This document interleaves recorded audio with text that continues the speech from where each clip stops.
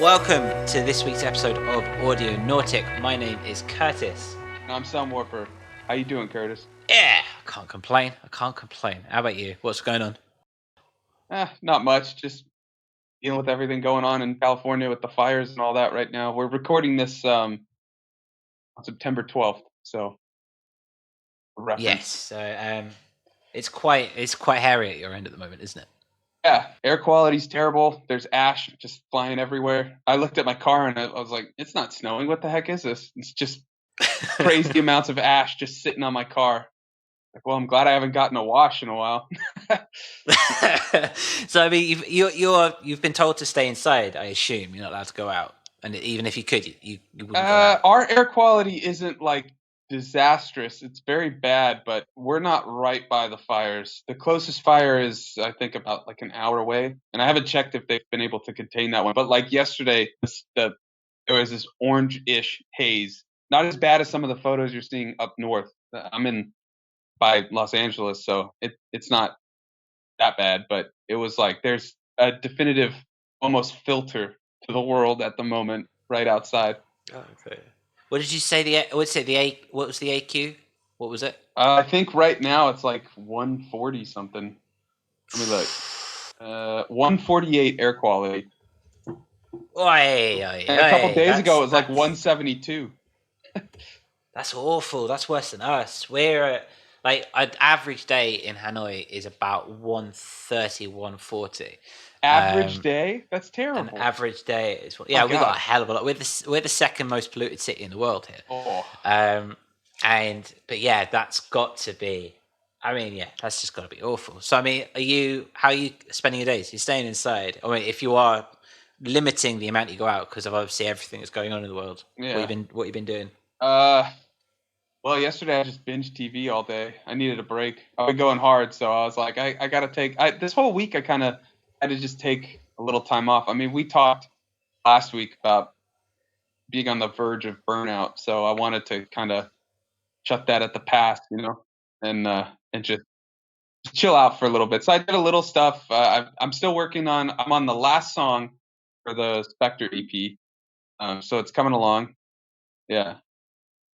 Yeah. What about you? What have you been up to?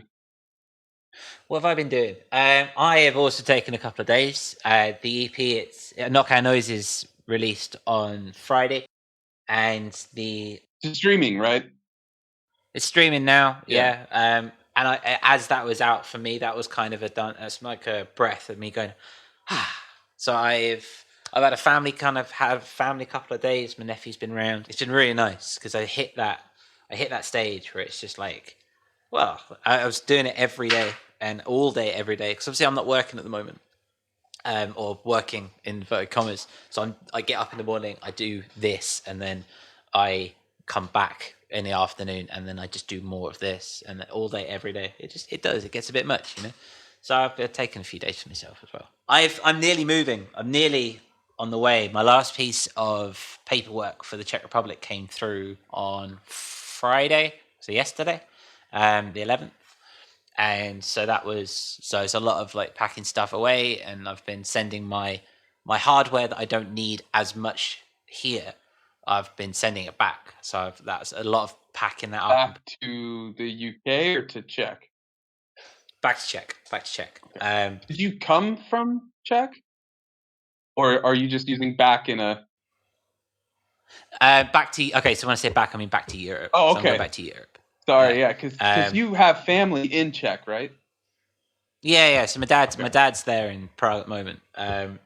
He's been there for about 5 years. But I left from the UK, so I finished uni and came out here.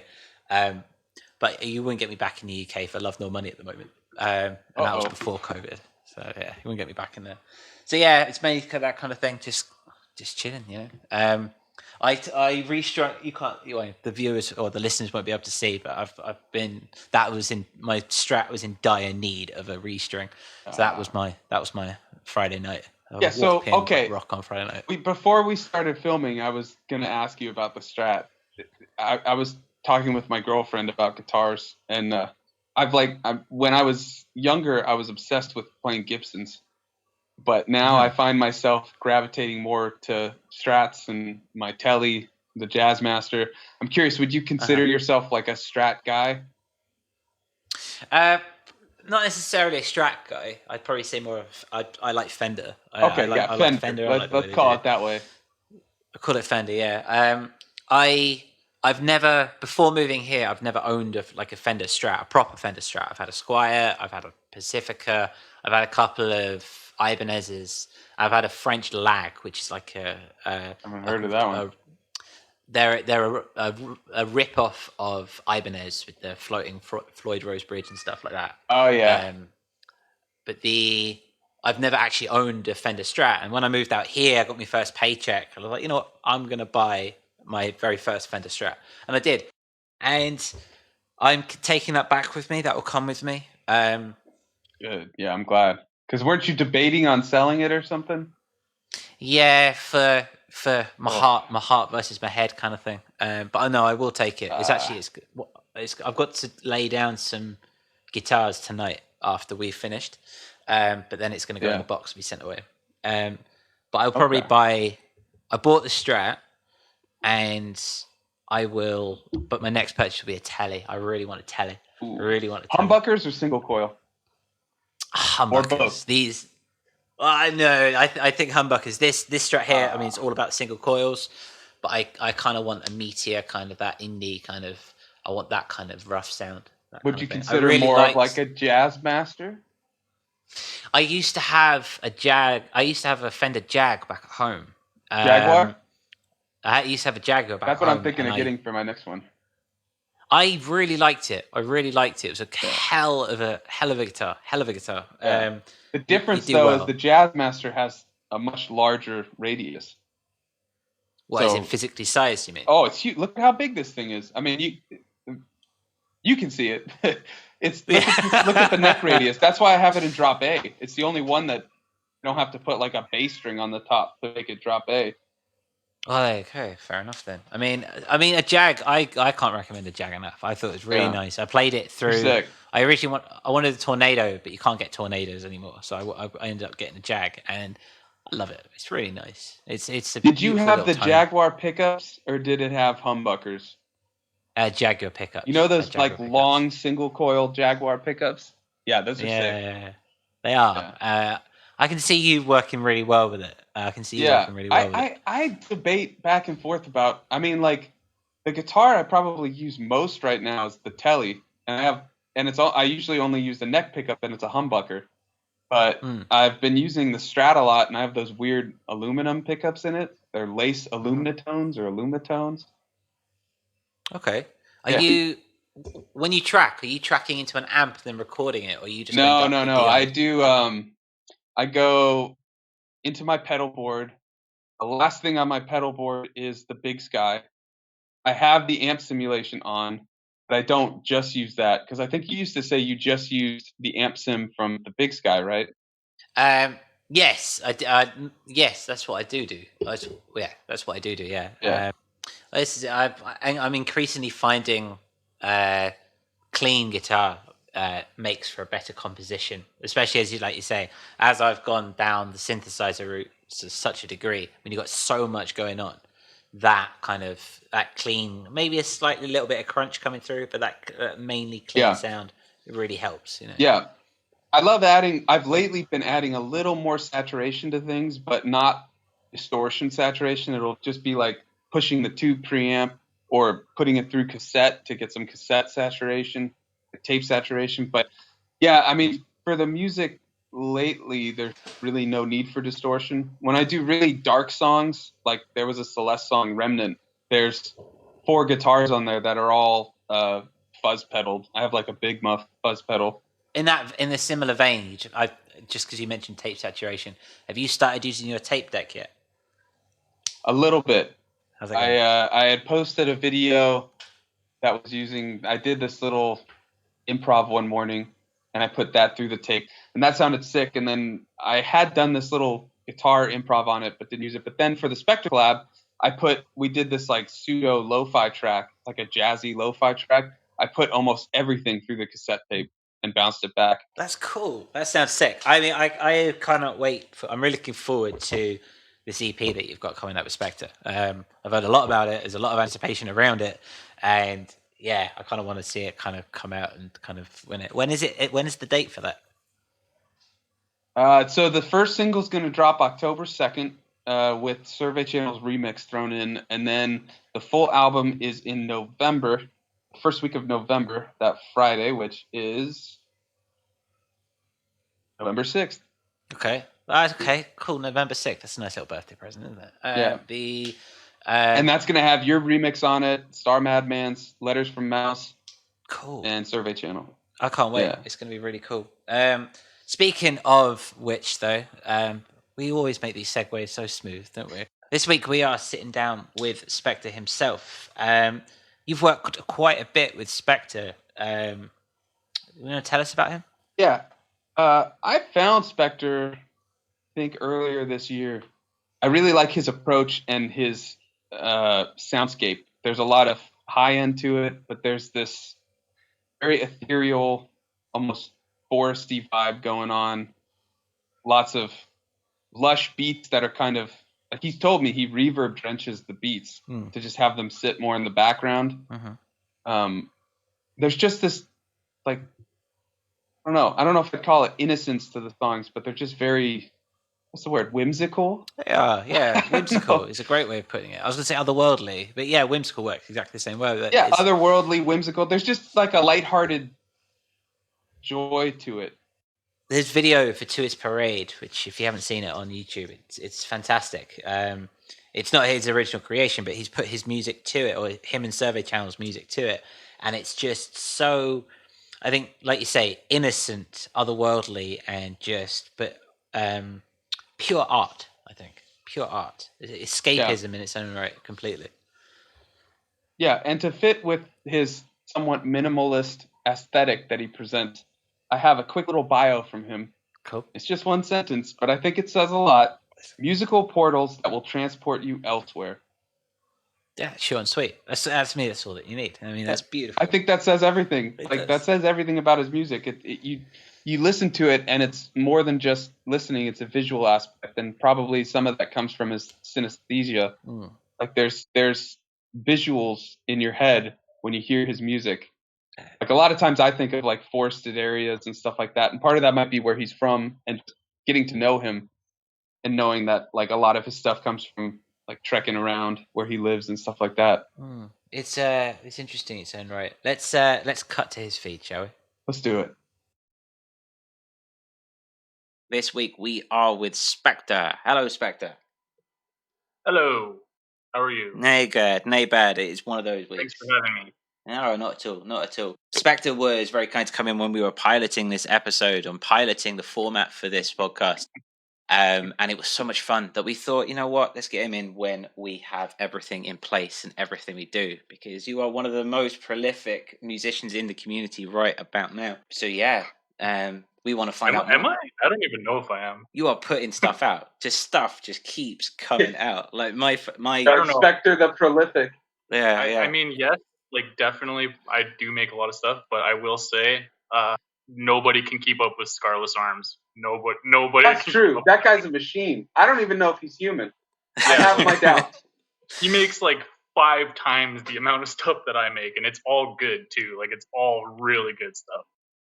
So, but yeah, I guess if you want to say I'm prolific, cool. Yeah, totally. Like I say, like I'm always picking. I like wake up. Obviously, I'm about 12, 14 hours ahead of you. So like whenever you guys are doing stuff and putting things out, I'm asleep. So I wake up, and more often than not, I've got a notification on my Bandcamp from Cpektir. Oh, Cpektir's just released this. Oh, Cpektir's just released that.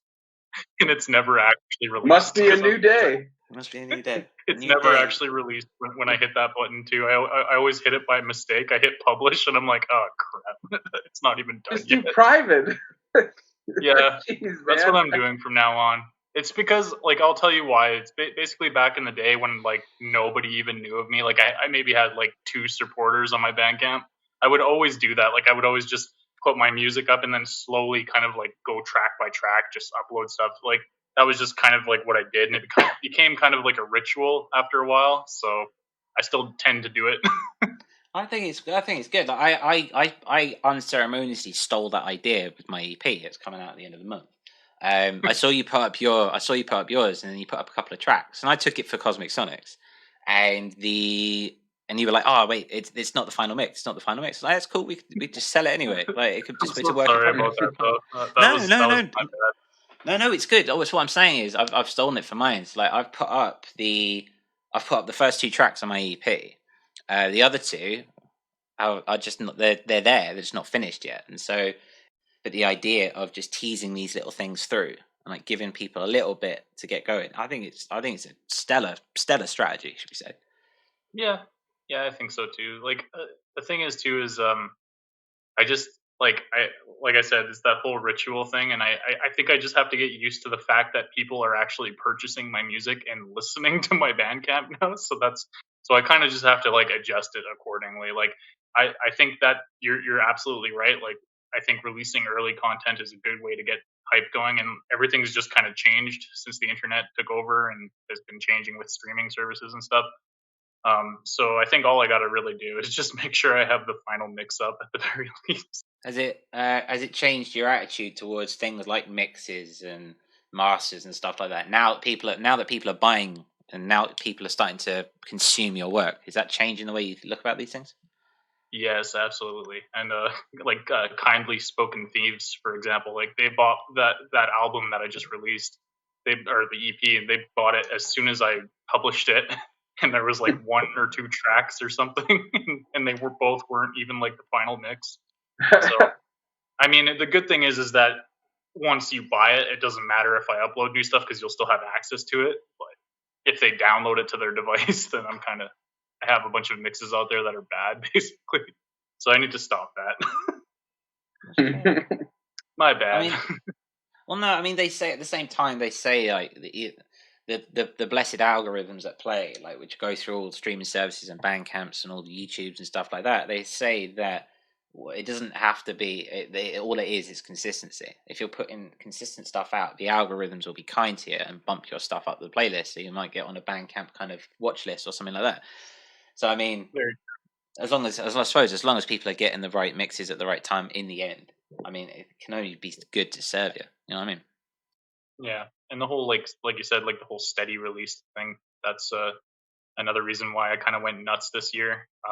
Up until 2020, I kind of just never uploaded anything, so I just had a lot of material kind of just sitting around.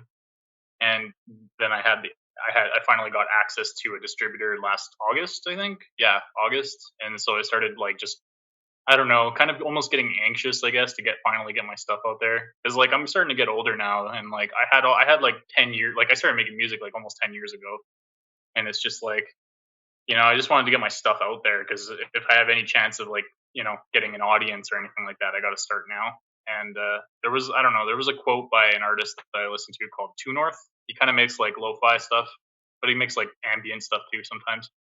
He said that a lot of people ask me what the secret to my success is, and he said, like I'm paraphrasing, but like basically he said, I release stuff regularly, and I make sure to continue working on building my sound and focusing on what my strengths are and noticing which tracks are the ones that are successful and building upon those ones. And he said, that's it. That's honestly all I've been doing, and it's gotten me to where I am. So that kind of hit home for me too, a little bit. I want to shift gears a little bit and read this little quick bio that you gave me because I think it's a good segue into talking about. I think it's a good segue into talking about how you approach music and the type of aesthetic that you convey.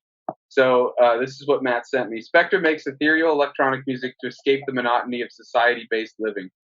So I feel like between your artwork and even the certain sounds of your music, you use a lot of like field recordings and spacious reverbs and stuff like that. Your music has a very like wilderness-like aesthetic. Is that, I mean, I know you're up in Canada. Is that something that you are influenced by just where you live, or is that something you're trying to portray because you want to escape, society living? Yeah, no, for sure. Most of my tracks, like, I mean, if it doesn't, like you said, wilderness is definitely a big part of it, but it doesn't always have to be just wilderness. It's kind of just like, I would almost even say like a portal that you can like look into. Like I said with my like I have synesthesia. I might as well say that instead of just talking about it. But I have synesthesia, and so whenever I make a track, I kind of like it's almost like I'm creating this world or like this painting or this looking glass that I can like see into, I guess you could say. And so it like pulls me out of my immediate surroundings and kind of just like gives me this feeling of traveling and just that nice feeling of being free and not like contained or trapped, I guess you could say. And like with society and like what I meant by society based living, I just mean like everybody goes back to their houses. Everybody always has like a certain routine and like, kind of like a path, I guess, that it never really changes too much. And so my music, what I do, I mean, when I first started making it was just a way for me to like make the music I wanted to hear and to like create these worlds that I could visit and escape to. I guess that's pretty much summarize it. That was a great way of putting it. So I mean, when you're making, do you have like is it a conscious decision for you to sit down and say, hey, you know what, I'm going for the next hour, for the next 2 hours, I'm not in this world. I'm going to go and do my thing, and I'm going down that. Or is it a process that comes throughout the day? You got family, you got dog, cat, etc. Are they very much in that world, or is it you transporting? Is it a personal thing where you're going to someone else kind of thing? Well, like the last time we talked, pretty much what like how my music is like it's very indirectly related to my life, but it's not related like that. By very indirectly, I mean like it's not very much at all related to my life, and for good reason too. Like not that like I have a bad life or anything. It's just that everybody has like a certain schedule that they follow. Wake up, eat breakfast. You know what I mean. Go to work. Go work on something. Go walk the dog. Just I guess not monotonous things. I guess they could get monotonous, but like just really lackluster things. Not that you can't enjoy those things, but just things that are not exactly profound, I guess. And so the music, I guess, itself is supposed to enhance that experience, or even, like I said, like pull you out of that experience. I can't say that it does that for my listeners because I only really ever made it for myself to do that. But I don't know. I could see it. Like, I mean, if I have synesthesia and some other person has synesthesia, chromesthesia, to be able to see sounds in color. If somebody hears my music, they're not going to see the same things that I see, but they'll see something. I don't know if they'll see a world like me. Like I don't even really like see normal things sometimes. Sometimes it's just like I'm in a room and it's just all color and shapes surrounding me, and it's sometimes it's a long dark cave, sometimes it's a forest. It can be a plethora of things. It could be so many different things. It really changes depending on the sounds that I use and the music that I'm making and the tones that I'm setting for the Curious, theme. with your synesthesia, when you're writing music, when you want to choose or when you feel that there's a like, oh, I need a lead part here, do you base it off of like colors you want to see, or is it a different approach than that? It's kind of like that. I would say like what we talked about last time. Pretty much like I'll sit down, right, and I'll start making something. I'll just kind of like grab a random synth and I'll start flipping through presets, and then I'll hear like a sound that I kind of like, and then I'll start molding it and shaping it and changing it till I like it. The colors, the funny thing is too, actually, it's interesting that you asked that because it makes me kind of think about it. But I don't always like really try and paint with like an exact color. It's kind of just like, oh, I like this sound and I like its profile. That's the best way I could say it. Is like every sound, every single sound you can possibly like imagine has its own profile, its own visual profile to me. And so I'll see it, and it's more so just what it looks like, not so much like what color it is. But I will say that I do really like certain colors.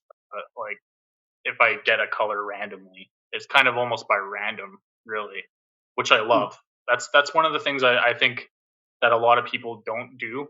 with music is spontaneously make it. That's kind of what I do. It's like an artist, like a painter who grabs like a bunch of random colors and just starts splatting it all over a canvas and just, just doing these random things and just kind of not really like following a procedure, I guess.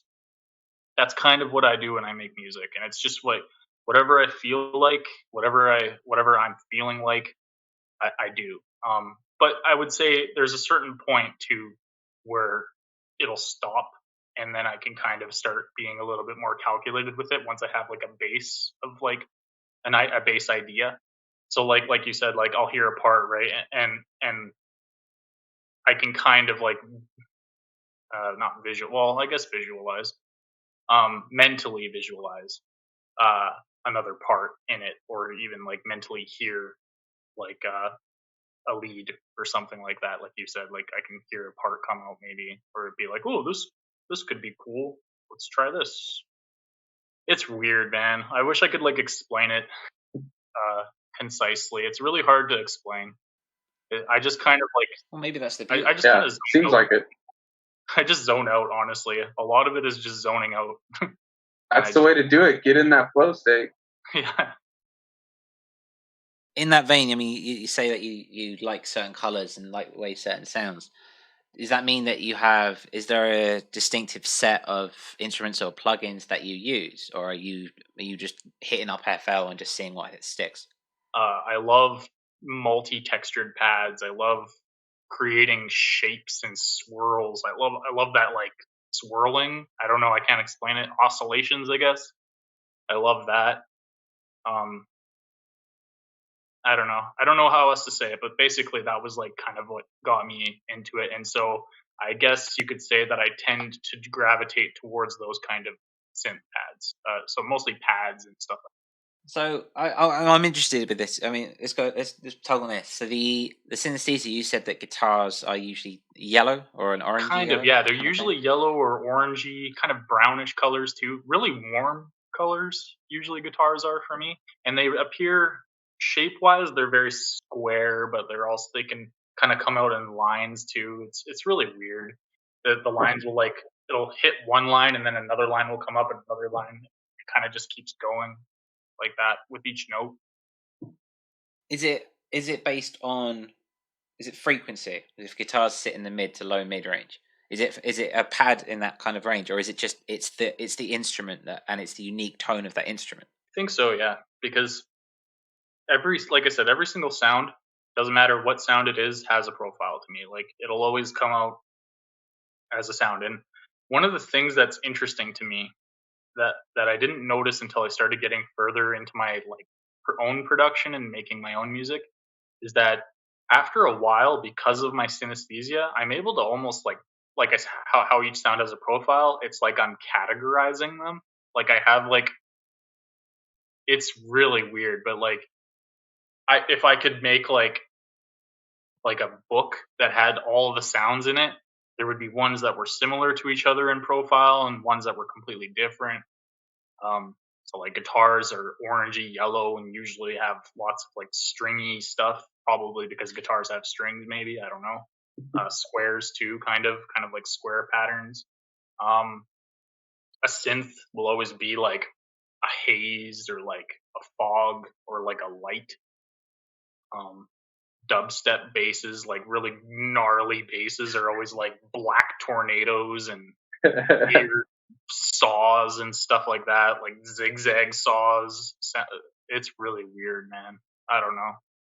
Talking about it makes me sound like a madman, but I can tell you it's true. Oh man, it's really cool. I want to go a little bit into your composition. So when you start a track, are you jamming on like a MIDI keyboard or doing mouse and key? Or like do you go to a certain synth? Just my honestly, I just use my keyboard and my mouse. I do have a Yamaha DX7 that I like never use, but I like learned on it, and I'm looking into like getting it set up again because honestly, I love that thing. Yeah, that's cool. But I honestly, I don't use a lot of equipment. I don't know. If I had a studio, like if I had all the money in the world, billions of dollars, I would have like the most amazing studio that I probably would never use anyway because I would get freaking paralyzed by all the options. But yeah, no, I just use what I got, you know. You start usually with like a synth, or do you go with a drum beat? I'm curious because some people we've had this discussion. Some like to start with drums, some like to start with like a synth or a melody. Yeah. I mostly start, I think, with a melody, but sometimes I'll start with drums. Sometimes I'll start with bass. It kind of really depends. Interesting. I would say though, mostly probably pads and melodies. I don't know. I guess like we all kind of like are a slave to routine after a while, and that's kind of like what's become of me. I guess like I'll just sit down, zone out, and pretty soon I have a track. Like after like I don't know, I usually spend on average about 3 to 4 hours on a track. I won't spend much longer than that unless it needs like extra tweaking or if I really don't like it or if I mess up on something. Because I don't need to. I have a lot of templates. I have a lot of things that save me time, so I don't need to like mess around with stuff. Like I have like a pre-made mixer. I have like a whole bunch of different mixers for different things that I want to make. Um, but I think another reason why I want to take a little bit of a break from music and learn another DAW is I really want to kind of see what else I can do and get out of this little box that I've made for myself. So are you saying that you have like if you want to make a lo-fi track, you have like a template that's like a certain set of drums, certain set of bass, keys? Yeah, like Yeah, obviously like okay. not every single track is gonna like work out perfectly, but I find Right. that as long as you have like the stuff like I use ghost kicks and things like that for side chaining, all I gotta do is just replace the kick with like another kick and then compensate for whatever the new frequencies and stuff that kick and the sound profile that kick has. But like it's just more or less saves some mixer time, I guess. Oh, that's really cool. It's a nice way to streamline the process. Yeah, I honestly hate production. Like I just hate it. I don't find it fun at all. I just like to make music. So I sat down one day and I just like made a crap ton of that stuff, so I didn't have to do it again. And I have it all saved. So I just whenever I want to make a lo-fi track, load up my lo-fi template. Bam! I have all the things that I need set, and then I can start composing and experimenting. And I have all the different synths that I really like that are within that genre, usually. Or I sometimes add stuff. Just depends. I mean, it'd be interesting to see, like, especially in FL, like the one's template, one's mixer, one's DAW is very mystical because it's very flexible, which I imagine it is for everything else. But in the FL world, at least, it's very much what kind of what how does it work? How does what's going on under the mix? How are people wiring and how are people putting their Yeah. mixes together? I mean, it's a very under kind of discussed part of it, and everyone's kind of sharing their knowledge about how the mixer is meant to sound and how it kind of worked out well. I'd love to sit down and just have you go through your templates and say this is what this used and this is why I use it that way. It's That'd be very fascinating. messy. It's very Yeah. very messy. I am incredibly disorganized, but it more or less works for what I need. I am like I said though, I am trying to get out of that habit too because like if you kind of do have like the weakness. There are drawbacks with using templates. Like you're never really gonna like get anything really that new if you're just using templates. But I think it's nice for like when you're doing things like EPs and albums that follow a specific style. Like I just released my latest EP. It has a very like just lo-fi down tempo classic 90s instrumental hip hop beats, you know, DJ Shadow kind of stuff and you know, Tycho, Boards of Canada kind of stuff, but also more kind of in the relation of the new aesthetic that lo-fi brings, that more like crackly vinyl sound that I really like. I don't know what it is about that. I just really like it. I'm also right now like me and Sunwarper pretty much just decided to randomly add another track to our EP that we're releasing later on, and it's a lo-fi track. And because we both like that kind of stuff, like just chilled out beats and stuff, so With our own take. yeah, like it's really like successful right now. So I would just say like there's opportunities there, and I think like if it means that more people are going to be listening to your music, I think at the end of the day that's all that matters really to me. You know, like I don't need to make it big, but it would be nice to just have a bunch of people listening and, you know, sharing their thoughts too would be nice. That kind of thing. Just sharing music and having people listen to it, and just how crazy lo-fi playlists are these days. It's pretty insane. Like I don't know. I went from like 120 listeners to like 700 in like a matter of a week. Like just imagining that, like 700 people listening to my music. It's just nice. It's like, oh, cool. My music is actually good for something. You know, because what Yeah, good I is mean, music if no one it's listens? well, it's a delicate balance because you want to be an artist, right? You want to make music that comes out of you, but you also want to be heard. And if you're trying to do it for a living, I mean, you kind of have to lean into certain things if they're catching on. It Exactly. makes sense. So you have to walk that tightrope of like how you keep your artistic integrity while being like what you said with that lo-fi artist who was like, I found what worked and I kept going in that direction and kept pushing that, and it just worked more and more. Yeah. Yeah, it's definitely a fine line. You want to like obviously not be a cookie cutter kind of artist, um, but I think it's like you just take certain elements of it and then just add your own flair to it, and that's where it's at. Like to me, I Yeah. love that, and like you did that yourself. Like you did that with Blue Sky Emissary. Like like it could be categorized as a lo-fi track, but it also could be categorized as its own thing. Like it's not. It's like we've talked about this several times, like how you basically just relate to a genre without becoming just another genre clone, I guess. Yeah. Genre adjacent. Genre adjacent. There we go. Now have some official terminology for it. I'd like to change tack slightly. We've been talking about where you come from and what you're doing at the moment, but you're off on hiatus in a couple of months? What is it? End of September? Come the end of this year, pretty much. I just had to finish up some projects with a few people, and that's it. That's gonna be hanging my hat for a little while, focusing on other things. What's motivated you to kind of make this turn and do this hiatus? Because you've been putting out so much, and then suddenly just stop. What's going on? Probably just that. I guess just the fact that I released a lot of stuff this year. I just want to kind of take a step back. Another reason too is, as great as it is to be a part of this Twitter um, this Twitter collective, I guess you could say, community. It's great, but it also like gets very like, I don't know, draining, I guess, after a while.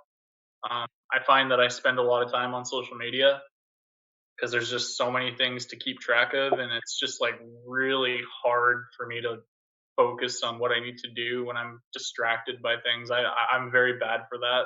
Like I'm very easily distracted by things. So yeah, I feel like I just need to kind of make a little bit of a break from that. It just gets so time consuming. Like you're just sitting there for like an hour sometimes. I'm sitting there for an hour sometimes, and just looking at stuff, and it's like an hour will go by, and it's like, what did I just do? What did I really just do with my time? So I think it's definitely a tool, and it's something, and it's been amazing to be a part of. But I think I need to take a break. So what will you be doing? What will you be getting up to? While I'm gone, I'll just be kind of focusing on learning some new music production. I'll probably be working. I'm probably going to be working on an album too, but I'm not going to release any of it until I come back in the spring. Um, it's going to be like all new stuff too. Like I'm going to really try and change my sound a little bit, and I'm also going to be working on my game, my indie game. I don't know how far I'm going to get on it because it's very time consuming, but yeah, pretty much those things. Probably going to go do some exploring too. Like I live right by the river valley in my city, so I kind of want to go and explore that place and map it all out. I want to come back to the game, but you mentioned Music is the Devil. You recently signed with them, right? I've yet to officially sign, but yeah, pretty much I am now part of that label collective. So what was your reasoning behind joining a label? One of the biggest reasons for me was that I really liked what I had heard on the label, and I didn't hear like one artist I didn't like, and I felt like I would fit in really well with them. And I saw that they were doing things like stickers and like physical releases and stuff. I'm like, I can't do that myself. I don't even know how to work that kind of stuff. So I just thought it would be kind of nice to just have that and to be a part of a collective of artists that I could relate to, pretty much. And then right as soon as I joined, Survey Channel joined as well, and Letters from Mouse joined, so that was pretty awesome. So I got some label mates that I'm pretty familiar with now too, which is really cool. Are they going to take responsibility in terms of things like promoting you? And obviously, you said about physical releases and stuff like that. Are they going to take care of that kind of marketing side for you? Kind of, yeah, like to a degree. Like it's a pretty like low maintenance label. Like it's not like super big or anything, which I'm glad it's not because I wouldn't have signed with them if they were, because labels are the devil, pun unintended. I don't know. I think it was pretty cool. I also like love the name too. Like it's just such a cool name, and I feel like I just fit in with it. And so far, all my friends are Ghost. I believe his name is James Mercury. He's been pretty cool, and he pretty much like does all the tape releases and stuff like that himself. So that's pretty wicked. And mine and Survey Channel's collab will have a limited tape release, which is going to be really cool. And there's talks. I mean, it's not for sure yet, but he has mentioned it. He said next year we might be able to do some vinyls. So let's talk about this. Tell us about the RPG. Tell us about the game. I'll just talk about like the overall meaning of what I kind of want to go for and like what I'm shooting for. Basically, like traveling with a mentor, learning things through them, seeing things through your own eyes, but also seeing things through their eyes. Uh, making a mark on history and on all these places that you'll journey to. A rich world with like an actual monarchy and things like that I have to work on. From what I can tell, too, there might be another character. I'm still juggling ideas, but there might be another character who's kind of like who's also kind of like a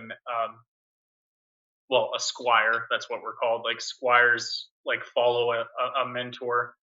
I call them Galantiuses, but I don't know what else I'm gonna call them. Like that's just like a working word for now. But a Galantius is like a person who trains squires to basically become Galantiuses themselves one day, kind of like how a Jedi would train an apprentice, a Padawan, kind of like that. And basically traveling with them and experiencing the world and time passages. Like the story will have a lot of time passages, so you'll actually age in the game. Your sprite, my character sprite, will change too as the time progresses. The world will change when as time progresses. Places might change. For my other game that I have, I'm going to make it in a totally different other engine called Smile Game Builder. Yes, Smile Game Builder is what it's called. And the reason why is because it's actually a 3D game maker, and it's very easy to use, and it's like good for what I need it to do, which is just basically it's going to be a very narrative-driven story. Like it's not going to be so much like an RPG. It's going to be more of just like you're reading a book or like watching a television show, but a game. Like an interactive story. Yeah, exactly, an interactive story. And the game is going to be called either Internethers or Nethernet. I don't know yet. Probably Nethernet. Might not even be called that. I might change it last minute, but that's just the working title for now.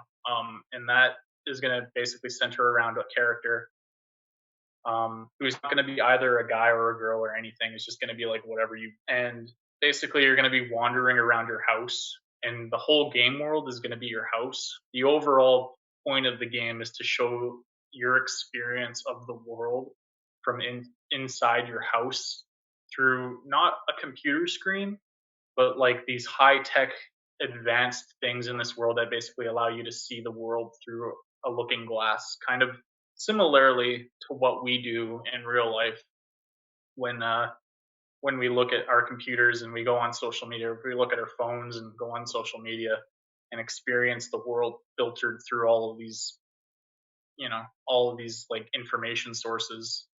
So I'm curious, how are you going to attack the music between both of those two very different concepts? So for the music, for Squire Saga, I kind of want to go for like, I don't know, very heavily inspired by like a lot of JRPG stuff, like just really crazy like techno, but also like certain acoustic guitars and stuff like that would be cool for like little villages and countrysides and things. Just really chilled out stuff. Atmospheric, I guess, is a big word too. Like I want to make sure, like, I mean, considering I do make music, the game should have good music. Hopefully, like if I know what I'm doing. So like that's kind of one thing I definitely want the game to be known for is like an amazing soundtrack. So I really want to work really hard on that and make sure it does have that. And for the battle songs and stuff, I want it to be really heavy and intense and get you like really into it. Lots of like distortion guitars and crazy electronic synths and arpeggios and stuff like that. Really like funky stuff. And then for the other game, more of like a really trippy, really synth heavy kind of music, like pads and stuff like that, and really like out there too. Like I'm probably gonna make some really weird stuff for that one. Heavily inspired by Earthbound and the Mother games and Boards of Canada, that kind of stuff. I really do, especially when like there's like the big reveal of how the world actually is, and like you step out into it for the first time and like explore it. It's gonna be like really, really like alien sounding music. I'm going to try my best to like really push the boundaries for that and try and make something that doesn't necessarily sound easy listening, like pleasant, but still, interesting, like some different and maybe a little bit egregious, but interesting. That's cool. Well, I, for one, I'm very much looking forward to it. Like, someone goes away and says, I'm going to go make a video game. It's like, yeah, sick. All right, that's going to be awesome. It's going to be awesome. On that note, thank you, Cpektir, for coming in. Thanks for talking to us. It's always a joy, man. Absolute joy. Thank you. Yeah, Cpektir, where can people find you for your music and your socials? Don't forget to hit that subscribe button. Hey, we're not saying it, but he did. You can find me on. I have a link tree. Just search up Linktree Cpektir. As far as I know, that's working. But if that doesn't, for whatever reason, work, just search me up. It's spelled Cpektir. Just search me up on most music platforms. I'm usually on there. When you come back from your hiatus, you got to share us with all the things that you've learned and all the things that you've done in the meantime. I will share you the tales of my journeys. All right, see you anon, man. See you anon. Take care. Bye, Matt. See you. Always a pleasure peeking behind the curtain that is Cpektir. The man is such an enigma, yet he has so much to offer.